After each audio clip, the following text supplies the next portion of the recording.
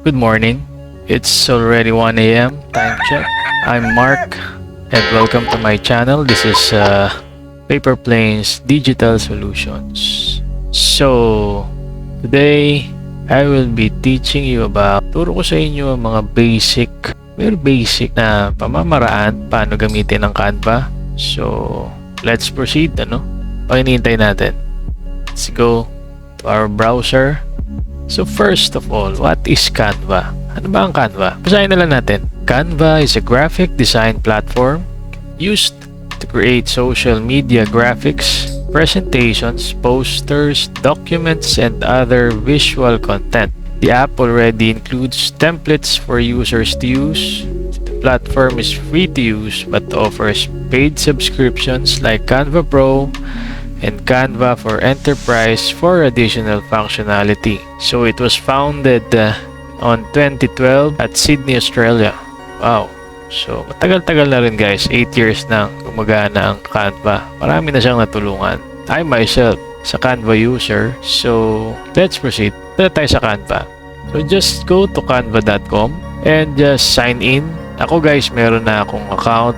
It is a Canva Pro account. And I think you have a 30-day trial once you sign up. So, gamitin nyo yun. And you enjoy the perks of having a pro account. Marami siyang perks, guys. So, worth it siya. Especially if you're a social media manager or a social media marketer like me. So, these are my samples. These are my own designs na gawa ko dito sa Canva. So, today I'll be making a Facebook post using canva.com. So, first step is click dito sa may upper right portion, create a design. Oh, okay, before we start pala. Itong interface ng Canva is very interactive. Makikita nyo dito kung ano yung mga pwedeng gawin dito. Pwedeng gumawa ng Instagram post, logo, Instagram story, animated social media, poster, flyer, photo collage, etc. etc. So, nakita nyo siguro yung intro ng video na to. Gawa lang yun sa Canva. Galing, May music pa. So, everything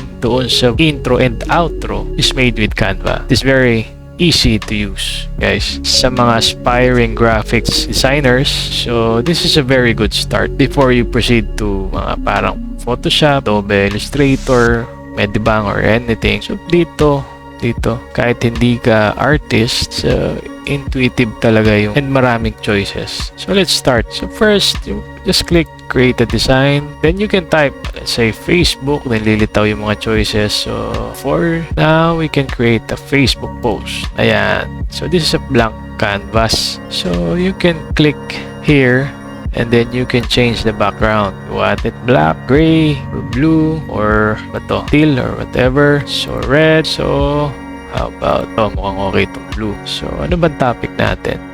About email marketing. So let's make something about email marketing. At dito sa may left side, pwede mong pagpilian choices, category.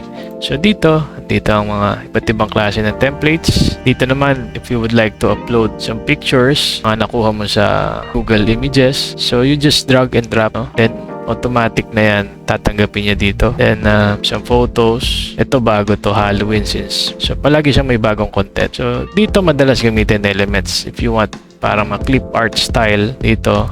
So, text naman, styles. Ito, mga color palette na pwede nyong basean ng designs niyo. You can add a music or video. So, for now, we'll just leave this two here. We'll just find the right element for our design. It's about email marketing. Daming choices, as you can see. Okay, I think it's this one. So, yan. Guys, itong image na to, sa Pro kasi ito. If you would like this one, you can buy the Pro edition on Canva. Hindi naman, you can just Google an image you like. For example, email marketing. And guys, maraming choices. So, you just download this one and drag dito sa Canva. Okay? So, for now, we'll use this one. Itong parang pinaka-basic design natin. So, I'm trying to, okay naman ang color nito. Bright. So, something bright and merry. Guys, ang Canva pala, meron siyang guidelines. So, for example, ida-drag mo yan.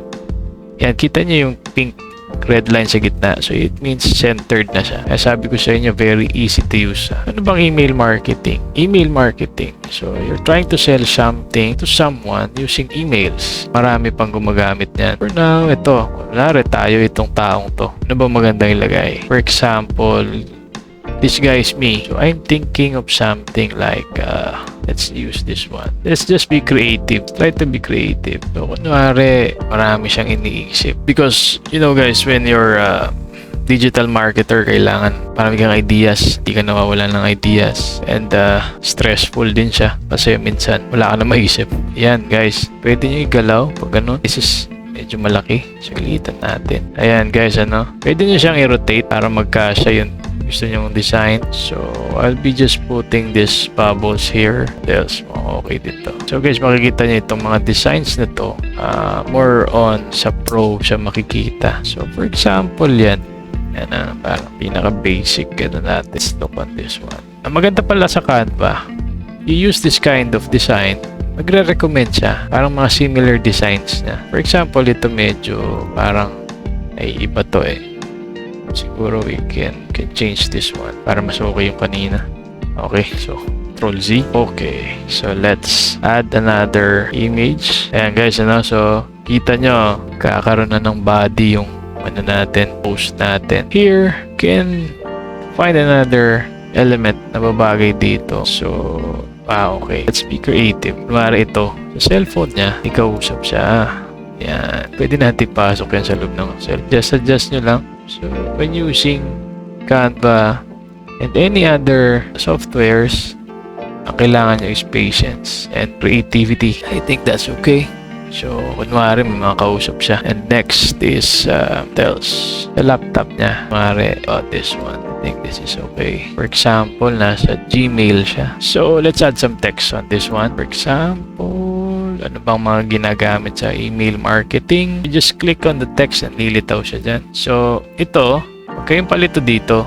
Just right click on this one, then ungroup. Pwede nyo click ngayon yan, then delete this one, delete. O rename lang natin to. Then we can drag this one here. So, for example, ayaw nyo yan guys, ano? I like using handwriting designs. Pero for now, I think this will do. Just copy this one. Okay, so dito tayo. So, tayo ng isang mga nasa isip ni Marc. Okay. So guys, kunwari ito, pansinin nyo maliit. Malaki siya. Pwede nyo paliitin yung nasa taas. Yun. Then, want this be larger. Ayan guys. Kayo matakot na laro-laruin lang siya. Okay? You just discover the app. Marami pa siyang pwedeng i-offer sa inyo. I myself, di pa ako ihasa. Pero I'm trying. So, email marketing, yan. Kasi ninyo sa emails nyo, minsan may mga spam marating dyan. Pwedeng use, promo, special offers, or events. Okay, copy lang natin yan. Paste natin. So, let's say events. And then, put natin ako dito.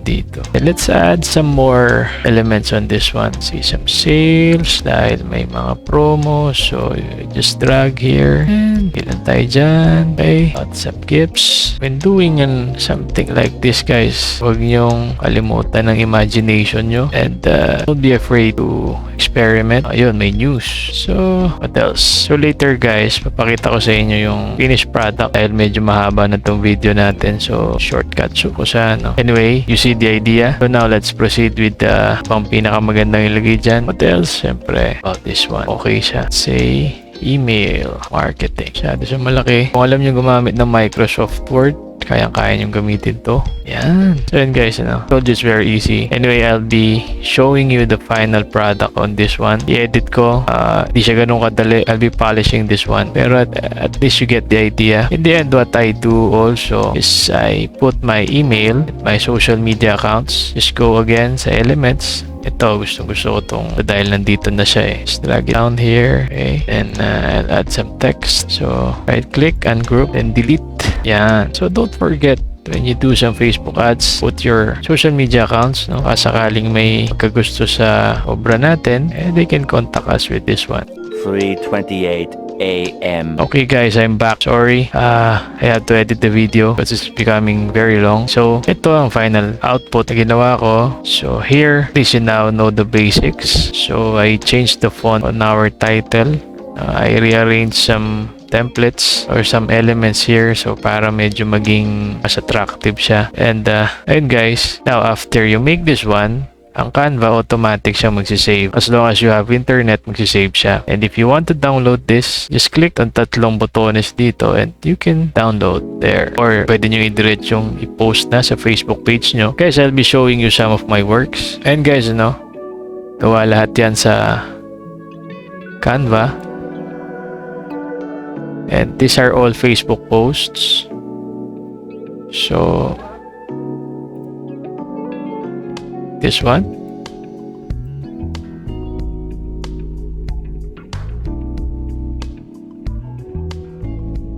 I suggest you try Canva. It's free for everyone.